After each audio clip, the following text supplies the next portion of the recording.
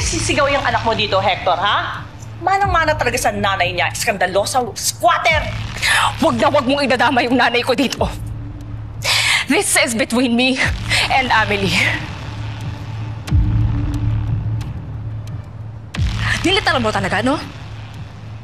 Sharing is caring. What are you saying?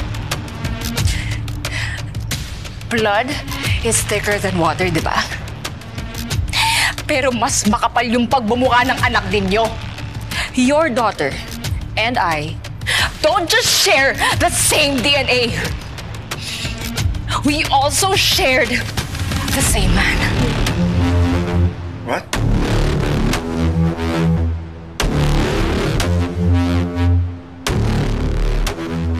I'm giving you a chance right now, eh. Umamin ka na. Ba't di ka makapagsalita? Umamin ka na! Say something! Amelie. Magsalita ka, Amelie!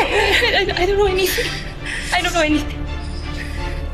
I knew it. Nag-iimbento ka lang. I know my daughter. Hindi niya papatulan yan ni Zach na yan because she's not like you. Cheap and tasteless. Really? You really wanna go there? Huh? Huh? Talaga ba?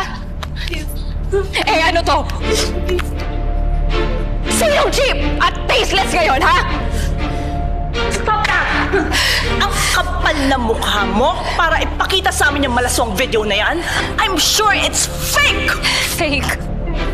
Anong fake? Nakita nyo naman, di ba, ito sa video? Nakita mo naman, di ba? Ikaw yun eh! Ikaw yung nasa video, di ba? Ikaw yun eh! Saan mo yan nakuha? Sa mga staff. Sa bistro. Kalat na kalat sa social media. What? Is that really you in the video? Did you betray your sister para sa lalaki yun? Answer me! Oh my God! Totoo nga, Amelie. Meron ka sex video? Please. Huwag muna natin pag-usapan. Bakit, Amelie? Nahihiya ka? Nahihiya ka sa ginawa mo? Aba, dapat lang!